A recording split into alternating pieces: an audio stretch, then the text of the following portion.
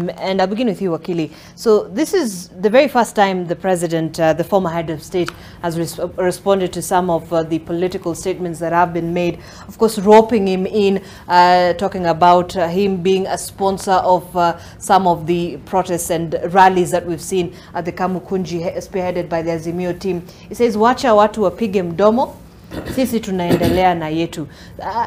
I don't know, from this latest political statements that you've had, now you have the response from the former head of state. What do you make of it?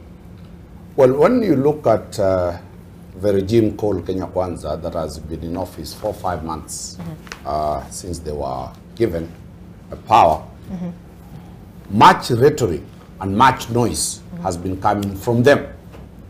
The noise of the campaigns were demonizing the Uhuru regime to be similar to the Azimio regime that is likely to come to power.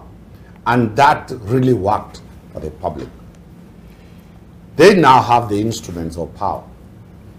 They have not delivered anything tangible other than the appointments and the gazettement of the Inspector General as an accounting officer. In terms of tangible development, zero. So they have gone on the political agenda because they have failed to deliver their manifesto that they gave to Kenyans, that within 100 days, the cost of living is going to come down. Electricity bills are going to come down. Employment is going to be there. The Hustler Fund is going to be a proper fund that business people can utilize to do their business. By accepting that failure, they now started the political war. One, Zainab, when I was here, and it was very unfortunate when I heard the President of the Republic of Kenya say there was a plot to kill Chebukati that was endorsed by the highest office. The highest office appeared yesterday at Magoa's function. Two, the talk now pulled out Raila Odinga from the goods. Remember, the rallies that have started were rallies in response to what Kenya Kwanza was trying to tell the public. And the rallies are becoming so potent. Two, the Kenya Kwanza brigade now goes further and start raising issues. Some senators whose you cannot place their name anywhere in the Republic's figure went into the jugular to fish President Uhuru. And President Uhuru now is coming back. And the approach I've seen that is developing is that the Azimio team led by Uhuru is now telling Kenyans, compare what we did and compare what the Deputy President Gachagua is saying, there was no work done for 10 years. Compare the cost of bread under me and compare the cost of bread under President Ruto. This is going to be the narrative, and Magoa has given fodder and ground for this political discussion now to erase. What is going to happen on 11 during the funeral of Magoa?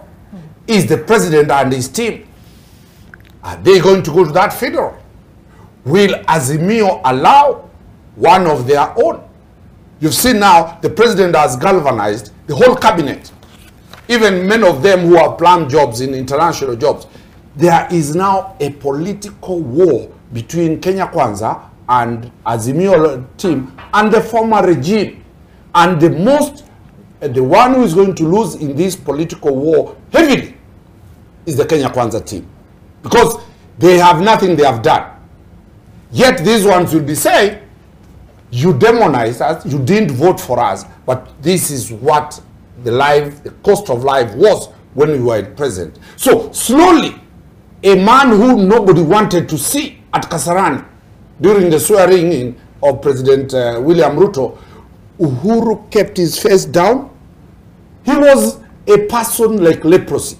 Today, the president is getting a lot of reception. If the president walks to neighboring restaurant here, Kosewe, to eat fish, you'll see a lot of movement going on. I think that Kenya Kwanza is sleeping on the volcano they have raised, and the volcano is going to eat and hit them very hard without knowing where they are coming.